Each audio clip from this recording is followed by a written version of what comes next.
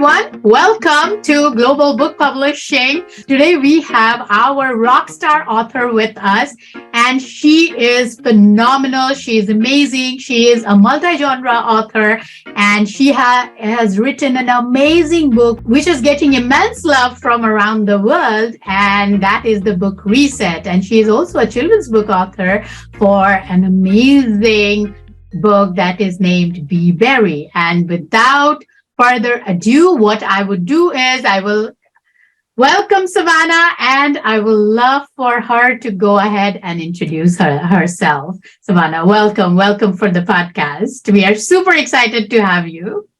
Thanks, Susmita, for having me. I'm so happy to be here. I always love chatting with you. I love the family at Global Book, and it's an honor to be a part of the family. Yes, like Sue said, I am a multi-genre author. I actually never intended to be a children's book author. That kind of just happened, and I'm so happy with how Be Berry turned out. And I'm a mama of 6 foster kiddos, and I am married to my RN husband, and he's my hero. He's my best friend. I've known him for more than half my life. I breed Bernedoodles, and I run on no sleep, but that's okay because I've got Jesus and coffee, so I'm good. That's true. No sleep. When you have 6 kiddos and you're an author of this amazing book, I can imagine where the sleep is going. So, Savanna, I want to know, when did you really decide to actually become an author and writer? Because you're an amazing writer for sure, and I have personally read your book. When did you decide to actually write and become an author? I decided in my head when I was 9 years old that I was going to write. I wrote my first book actually when I was 9. It's in some landfill. I didn't do anything with it. I wrote a mystery book because that's what I loved. I loved the Boxcar Children. It was kind of my escape from childhood trauma. But I kind of tabled that idea and that dream, and I just kind of tucked it away because of just a bunch of different issues. And then as I got older, it never went away from me that, man, I would just love to write. And I've always done well in writing essays. I've won awards for writing, never on a grand book scheme. But anyways, as I got into my adult life about, I would say 5 years ago, I just could not shake the writing bug. And I actually had a crazy dream. I wrote 2 manuscripts, and then I tried to query agents traditionally, and it was just a big letdown. And then I took a training class with Susmita, and I thought, you know what, she could probably actually make this dream come true. And so I had another crazy dream, and I wrote that outline down, and Susmita helped encourage and fan that flame and helped me to become published. And that's how Reset came out. Wonderful. That's amazing. And so I know so far you have sold more than 500 copies of your book, and people from around the world, they love your book. You are receiving love from everywhere. So why don't you share how it felt like, when you become an author and when you see how it was pre and how it is post? What was your reservation and fears, and what do you feel now? So I will tell you that being an avid reader, it does not prepare you for being an author. It may prepare you to how to write and, different writing styles that you enjoy, but the author side of it is, it's tough. And I would say it's not even the author side, it's the marketing side. It's putting yourself out there. I'm going to tell you 3 really quick, cool moments. Has to be the unveiling of your book. I call it my book baby because I'm not going to lie, it was months of writing, it was hard labor, it was editing, and then it was creating this thing out in the world and looking at it, and that people are going to judge you, both good and bad, and they're going to have a host of people who say wonderful things, but then you're going to have those few that call your book baby ugly. You know what I mean? Like when they look at you and call your child ugly and you're like, what? It's so cute. Everybody else says so. So that's been tough, but just opening that first book and just seeing it, that is, and I know every author feels this way. You're an author. I know you felt that way too. It is just a moment that you just etch into your brain because you don't ever want to lose it. And then I will say I've had really cool moments, just beautiful author moments. I've had some very lows where I felt down about myself, like I'm a failure. It's not going to sell enough. I'm not going to make enough money. It's all of those things have happened. The imposter syndrome. She's a real gal. She kicks your butt. But the day I was waiting for my book to be released, it was the day before a release day, October the 14th last year. And I had somebody messaged me on Facebook and said, "Oh my gosh, your book was one of the most amazing things I've ever written. You have the gift of writing." And I said, "My book, Reset by Savanna Loy?" Because in my head, my book is not out yet. And I was like, how embarrassing. She read the wrong book and she's reaching out to the wrong author. So I felt really bad. And she said, "Yes, your book." And I said, who is your favorite character? Because again, I didn't know how to tell her, "It's not me, I'm sorry." And she said, "No, I loved Bo. And she started mentioning characters who are not on the back of my cover. And I said, how? How do you love my book? It's not out yet." She said, "Sweetie, I'm in Australia. Your book came out for me already." And I sat through and read the entire thing in one setting. I couldn't stop. That was a cool moment because it was like, not in the future, but in the future. Because for me, my book wasn't even out. And for her to not only be in Australia and read it, she left me a 5-star review on Amazon. And for her to hear that she read it all in one setting. And she said, "I had the gift of writing." That's like author wish dream list. Check, check, check, check. So that was incredible. And then most recently, I had a reader who has been giving me high praise for my book, just so sweet, gave me a 5-star review and wrote one of the most beautifully written reviews I've ever seen.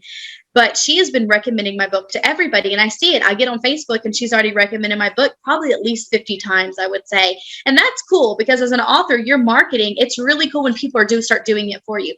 But she sent me this in the mail. She knows that I love coffee and she designed me a Reset tumbler and it has the tagline of my city on the back of it. So that getting, a gift from a reader, I never thought that would happen. And my book's only been out 3 months. So those are cool, like top 3 author moments right now, I would say.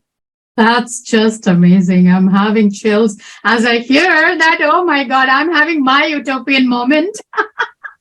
I cannot even put it into words how proud I am. I mean, I'm sure you have heard it a million times, but I will say again that you are my rock star. And I am so, so honored, blessed, and happy that I got a chance to work with you, Savanna, and I'm not exaggerating a bit. So I know, all of us know, now our viewers and our listeners, that you are a mama of 6 kiddos. Oh my God, managing 1 and you're managing 6. On top of that, you are so active. You do all sorts of work. You have like amazing gift of creativity. You create your own crafts. How did you find time to write the book? I'm sure there are people in our viewers who are probably writing for ages and like years and years and never finish their book. So how did you find time to do that?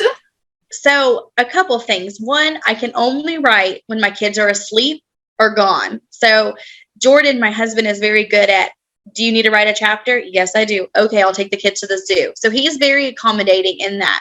Now, he is a nurse and he works a lot of hours. So I have to write when they're sleeping, which is either in the nap time for like an hour and a half, or I have to write late at night, which is hard to fit that in because they don't always just sleep through. They cry, they wake up, they have bad dreams. So I have a secret. I eat Dove dark chocolate with almond. I've been trying to get them to sponsor a commercial because I eat it like crazy. I literally have a secret. It's right here by my writing desk. Stash of chocolate. So that helps me to focus my brain. And then so far, I hope it doesn't ever change. I am blessed, Seuss, where I've never experienced writer's block. And this is not my first book to write. But I've not experienced writer's block. And I just go to this place when I write. And I say, before I write, I say 2 things. I say, guide my hands and clear my head. And I just start. And then when I stop, a chapter's done. And it usually only takes me about an hour, maybe 2 hours tops, depending on what's going on in the chapter. And writing, the actual writing of the story is the most beautiful thing that I do in my life and the most stress-free thing that I do. So I find it quite pleasurable. So it's not a chore. It's something I look forward to. That's amazing. That's amazing. And as you mentioned, that it is very important to have your support system. And from what you said, I guess Jordan is your biggest support system. And this interview, this podcast wouldn't be complete without talking about your support system. So, yes, I would love to know, and we would love to know about your support system a little bit more.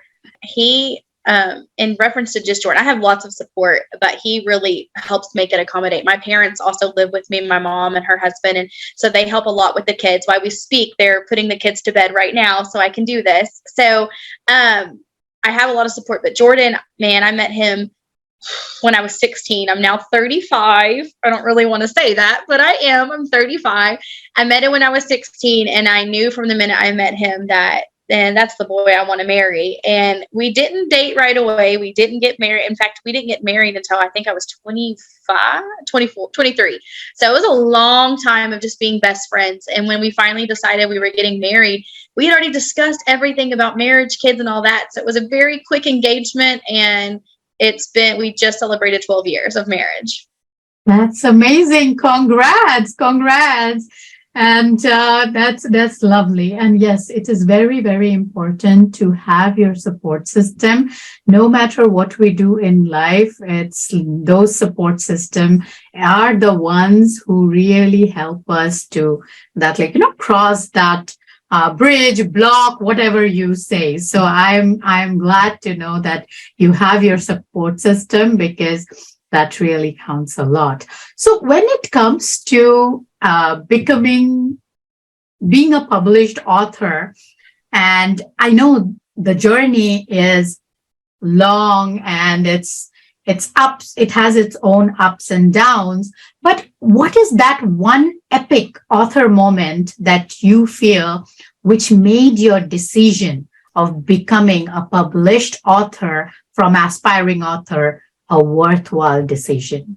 I struggle with self-confidence. I struggle being in front of the computer. I struggle doing podcasts. I'm a public speaker, and I struggle every time I do that. But what drives me? People drive me. Helping people, knowing I can make a difference. I feel like I'm a servant. I'm more of the girl who likes to be in the background serving people, not, hey, buy my book, hey, do this. So this part has been very hard. But when I have somebody who, sorry, I'm going to get choked up, messages me and tells me that they read my book and it got their reading mojo back. I've had more than one person tell me, man, I've been in a reading slump and your book got me out of that. And, the things that I faced growing up, which hopefully one day will be a book, man, reading was an escape for me, and it helped me. It helped me mentally. There's a lot of things that I could have done to escape what I went through that people do, and I could have been a statistic, but I lived a very clean life, I would say, and I didn't fall down a rabbit hole, and I have a very blessed life now, and I attribute a lot of that to having good choices, and reading was that choice to escape and let my brain go into my books. And man, I want to do that for people. And it doesn't have to be something severe like childhood trauma. It could be just, man, my boss drives me crazy. I had a hard day at work. I picked up Reset and I got away. And to know that my book is doing that for people. I mean, I love when people tell me they love reading my book and it was so good. And I love that. But to know that my book is helping people in a way that books helped me, that's a heart moment right there. Absolutely. I completely agree. That is something which is, those moments which really help you get going on those days when you don't feel like the world is a nice place, isn't it? So, Savanna, tell me the most important lesson that you have learned as an author, and what would be your one advice to the young writers or aspiring authors? So I think the lesson that I've learned is something that I tried to prepare myself for going into it. And that's that people are going to be awful. They're not going to always be lovely. I have lovely people most of the time. And I told myself going into it, I'm not going to read bad reviews. I'm not going to care if I get a 1-star rating, because that's going to happen. It happens to every author. Big name, small name, it does not matter, because reading is subjective. So I told myself going into it, it's fine, but it happened. I got a 1-star rating with no review, and it killed me. it gutted me because I was like, man, what could I have done better for you? Like, that was my whole take on it. Was I wanted to know, why was it you just didn't like the genre? Was it you thought it was poorly edited? Like, what was it? And so I went to a group and I said, hey, when you leave 1 stars, it's kind of it. As an author, I'd like to know what it is. And this guy personally attacked me. He questioned my character. He told me that I didn't really want to know. I was just trying to get a heart vote from people, and I didn't really care. And that's not, the reviews aren't for me, and I shouldn't be looking at review. I mean, he just tore me apart on social media. And I sat there and I read this and I cried because I'm an emotional person. And I thought, you don't know me. You don't know my heart. I really do want to be the best author that I can be. And I really would like to know what she thought or he thought warranted a 1 star. Are they entitled to that opinion? Of course they are. 100%. This is the world we live in. It's your choice. But if I could know if there's something, not that I would, if they would have said something like, no, I wish you wouldn't have wrote dystopia. Okay, well, I'm not changing that. But if it was something like, hey, I found an editing mistake. Okay, well, we can work on that. So it was just, I really did want to know. So having somebody tear me apart in the way that this person did, I already struggle with confidence. It destroyed me. And I sat there and I said, you know what? Here's the lesson. The lesson is, I knew this was going to happen. I knew people can be this way. This is the world we live in. And I told myself I wouldn't let myself get down. So that's when I decided to write my journal. So here's my life lesson to everybody. It's going to happen like I thought it was. Don't let yourself go to the dark place that I did. Don't second guess yourself and focus on the positive and just let the negative happen, because it's going to happen for everybody and it doesn't make you less of a person. Hold on to the good moments, let the bad moments happen, and just keep pushing, and don't go to a dark place like I did. Just know they're coming and prepare yourself better than I did, and just let it roll off your back. Just start you a little, go back and screenshot your 5 stars or your comments people have made to you, and just focus on that and don't worry about everybody else.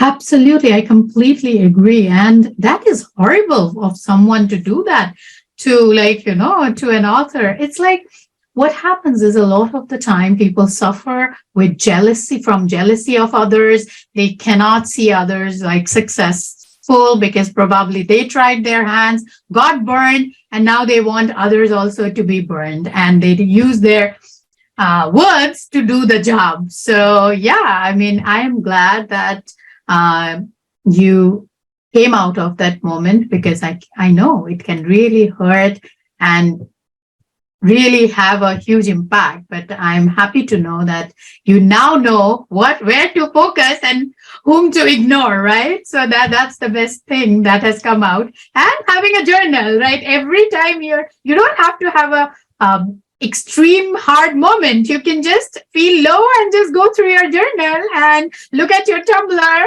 and look at your pen and like, no, I think I did good. Yeah, pretty much just choosing what to focus on and not get caught up in even the biggest name authors. I looked, they have, 85% positive, 15% hate. And it's on a larger scale, it may be 500 1 stars to my 1 star, but it's there. Everybody goes through it because somebody is going to critique somebody, and you just can't let it affect you the way I thought I wasn't going to, but I did. And I should have heeded my own advice. So don't do what I did. You can have a sour moment in life. Don't let those sour moments dictate your entire. Absolutely. And you don't even know why the person did what the person did, what's their motto was. And it's better to ignore and move on and cherish those happy moments and just ignore such people. I think that is the best advice that you have given to aspiring authors and writers who are really probably in the same boat that you are. So thank you so much, Savanna, for joining me today and sharing your experience and talking about your journey. I'm sure our viewers, our listeners received a lot of encouragement, and I loved every bit of it. I am so glad that you could make it today, and I would just ask you to say your last word that you might want to leave us all with, and of course, your viewers and listeners.